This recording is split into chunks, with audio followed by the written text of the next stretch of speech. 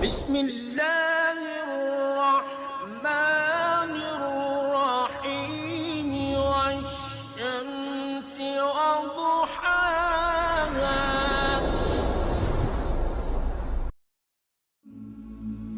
Islamic hub کے معزز دوستوں، میں ہوں ماجد ملک اور آپ تمام دیکھنے اور سننے والوں کو السلام علیکم. دوستوں، ہم نے پچھلی سیریز میں حضرت سلیمان علیہ السلام اور ان سے متعلق جڑے حالات و واقعات بیان کیے تھے. آج اسی سلسلے کو آگے بڑھایا جائے گا. آج ہم حضرت سلیمان علیہ السلام اور ملکہ بلقیس کا واقعہ آپ کی سماعتوں کی نظر کریں گے، اور کس طرح حضرت سلیمان علیہ السلام نے جنوں کو بیت المقدس کی تعمیر پر مامور کیا، اور حضرت سلیمان علیہ السلام کی وفات کا حیرت انگیز واقعہ بھی بیان کیا جائے گا. ان سب کی تفصیلات کو جاننے کے لیے ویڈیو کو شروع سے آخر تک تسلسل کے ساتھ ضرور دیکھیے گا. تو آئیے ناظرین، چلتے ہیں آج کے اس اہم اور خوبصورت موضوع کی جانب. معزز ناظرین گرامی، حضرت سعدی رحمۃ اللہ علیہ فرماتے ہیں کہ حضرت سلیمان علیہ السلام کے عہد میں قحط پڑا تو آپ علیہ السلام نے لوگوں کو نماز استسقاء کے لیے نکلنے کا حکم دیا. جب نماز پڑھنے میدان میں گئے تو وہاں ایک چونٹی اپنے قدموں پر کھڑی دعا کر رہی تھی، اے اللہ، میں بھی تیری مخلوق ہوں، ہمارا بھی تیرے فضل کے بغیر چارہ نہیں، تو اے اللہ ان پر بارش برسا دے. یہ سن کر آپ علیہ السلام واپس آ گئے اور لوگوں کو کہا کہ اب بارش ہو جائے گی. یہاں حضرت سلیمان علیہ السلام سے منسوب ہدہد کے واقعے کا ذکر بھی کرتے چلیں کہ ایک مرتبہ حضرت سلیمان علیہ السلام نے پرندوں کی حاضری لی تو معلوم ہوا کہ ہدہد غائب ہے. بغیر اطلاع غیر حاضر ہونے پر آپ علیہ السلام کو غصہ آ گیا اور فرمایا، اگر ہدہد نے غیر حاضری کی معقول وجہ نہ بتائی تو اسے سخت سزا دوں گا اور ذبح کر دوں گا. حضرت عبداللہ ابن عباس رضی اللہ تعالی عنہ سے سوال کیا گیا کہ تمام پرندوں میں سے ہدہد ہی کی تفتیش کی کیا وجہ تھی؟ آپ رضی اللہ تعالی عنہ نے جواباً فرمایا، حضرت سلیمان علیہ السلام نے کسی ایسے مقام پر قیام فرمایا جہاں پانی نہیں تھا. اللہ تعالیٰ نے ہدہد کو یہ خاصیت عطا فرمائی ہے کہ وہ زمین کے اندر کی چیزوں اور زمین کے اندر بہنے والے چشموں کو بھی دیکھ لیتا ہے. حضرت سلیمان علیہ السلام کا مقصود یہ تھا کہ ہدہد سے معلوم کریں کہ اس میدان میں پانی کتنی گہرائی میں موجود ہے اور کس جگہ زمین کھودنے سے پانی کافی مقدار میں مل سکتا ہے، اور ہدہد کی نشاندہی کے بعد وہ جنات کو حکم دیتے کہ زمین کھود کر پانی نکالو. ناظرین گرامی، یوں تو سبھی پرندے حضرت سلیمان علیہ السلام کے مسخر اور تابع فرمان تھے، لیکن آپ کا ہدہد آپ کی فرمانبرداری اور خدمت گزاری میں بہت مشہور ہے. اسی ہدہد نے آپ علیہ السلام کو ملک سبا کی ملکہ بلقیس کے بارے میں خبر دی تھی کہ وہ ایک بہت بڑے تخت پر بیٹھ کر سلطنت کے امور چلاتی ہیں، اور بادشاہوں کے شایان شان جو بھی سر و سامان ہوتا ہے وہ سب کچھ ان کے پاس ہے، مگر وہ اور اس کی قوم ستاروں کے پجاری ہیں. اس خبر کے بعد حضرت سلیمان علیہ السلام نے بلقیس کے نام جو خط ارسال فرمایا اس کو یہی ہدہد لے کر گیا تھا. چنانچہ قرآن کریم کا ارشاد ہے کہ حضرت سلیمان علیہ السلام نے ہدہد سے فرمایا، تم میرا یہ خط لے کر جاؤ اور ان کے پاس یہ خط ڈال کر پھر ان سے الگ ہو کر تم دیکھو کہ وہ کیا جواب دیتے ہیں. چنانچہ ہدہد یہ خط لے کر گیا اور ملکہ بلقیس کی گود میں اس خط کو اوپر سے گرا دیا. اس وقت اس نے اپنے گرد عمرا اور اراکین سلطنت کا مجمع اکٹھا کیا، پھر خط کو پڑھ کر حیرت زدہ ہو گئی اور اپنے اراکین دولت سے کہا کہ اے سردارو، میری طرف ایک عزت والا خط ڈالا گیا ہے جو حضرت سلیمان علیہ السلام کی طرف سے ہے، اور بے شک وہ اللہ کے نام سے ہے جو بڑا مہربان اور نہایت ہی رحیم ہے. خط کا مضمون یہ ہے کہ تم مجھ پر بلندی نہ چاہو اور تم مسلمان ہو کر میرے حضور حاضر ہو جاؤ.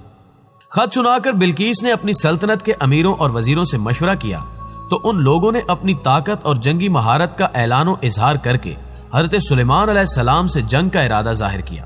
اس وقت عقل مند بلقیس نے اپنے امیروں اور وزیروں کو سمجھایا کہ جنگ مناسب نہیں ہے، کیونکہ اس سے شہر ویران اور شہر کے عزت دار باشندے ذلیل و خوار ہو جائیں گے. اس لیے میں یہ مناسب خیال کرتی ہوں کہ کچھ ہدیہ و تحائف ان کے پاس بھیج دوں.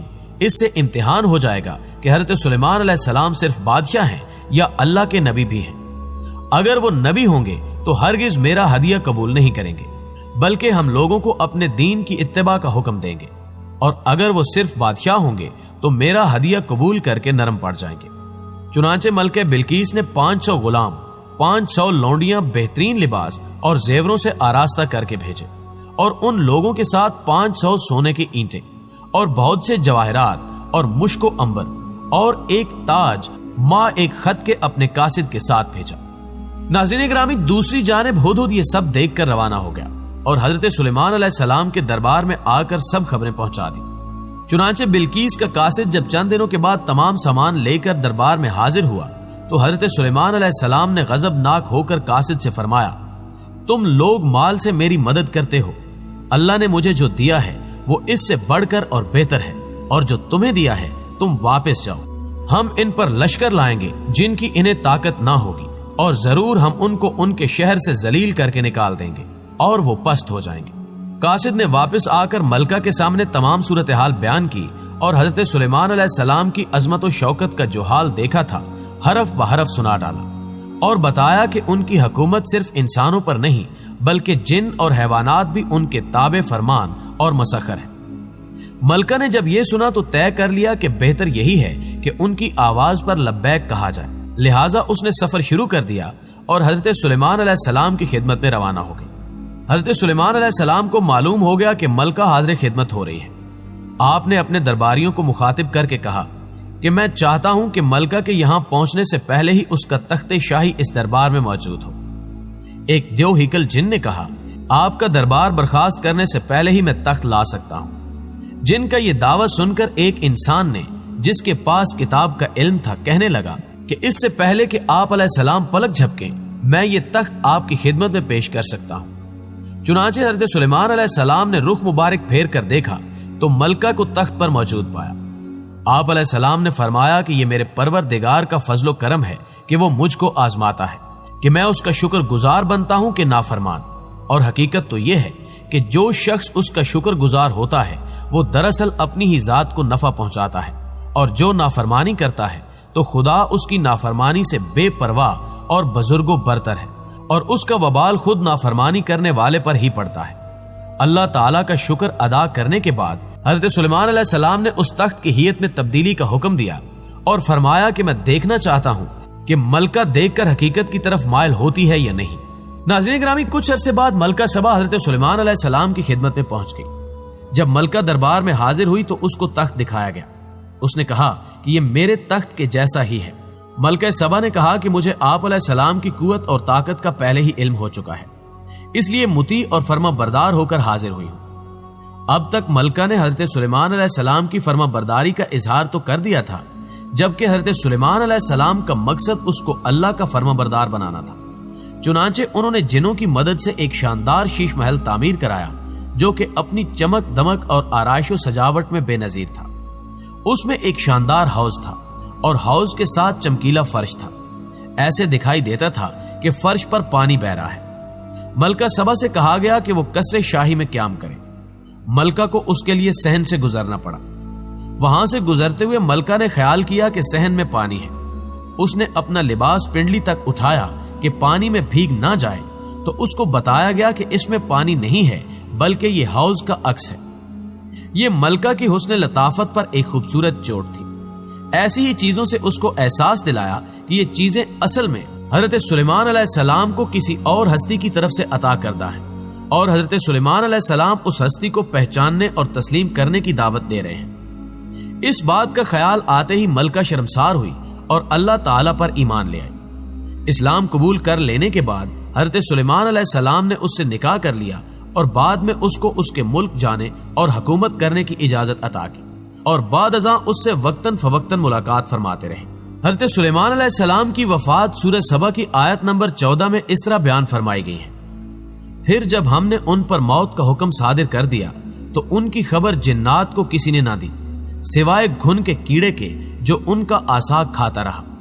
پس جب سلیمان گر پڑے اس وقت جنہوں نے جان لیا کہ اگر وہ غیب جانتے ہوتے تو ذلت کے عذاب میں مبتلا نہ رہتے۔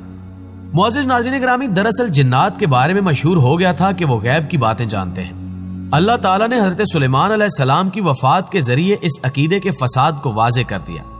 حقیقت یہی ہے کہ غیب کا علم سوائے اللہ تعالیٰ کے کسی اور کو نہیں۔ حضرت سعدی رحمۃ اللہ علیہ حضرت ابن عباس رضی اللہ تعالیٰ عنہ اور دیگر کئی صحابہ کرام سے نقل کرتے ہیں کہ حضرت سلیمان علیہ السلام کا معمول تھا کہ آپ علیہ السلام بیت المقدس میں کبھی 1 تو کبھی 2 سال تنہائی میں بسر کرتے تھے۔ اسی طرح بعض اوقات وہاں 1 یا 2 ماہ تنہا رہتے اور اس دوران اپنا کھانا پینا ساتھ رکھتے۔ حضرت سلیمان علیہ السلام نے بیت المقدس کی تعمیر کا بہت سا کام مکمل کروا لیا تھا. کچھ کام باقی تھا جو جنات سر انجام دے رہے تھے. جنوں کی طبیعت میں سرکشی غالب ہے، لیکن وہ آپ علیہ السلام کے خوف سے کام کرتے رہتے تھے.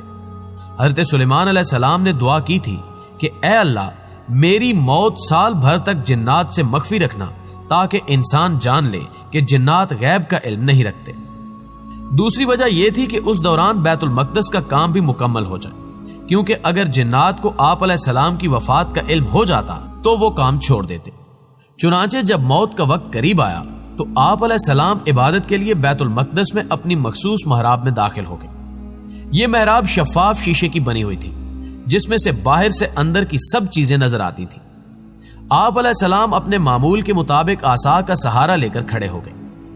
وقت مقررہ پر روح قبض کر لی گئی، مگر حضرت سلیمان علیہ السلام عصا کے سہارے اپنی جگہ پر کھڑے رہے.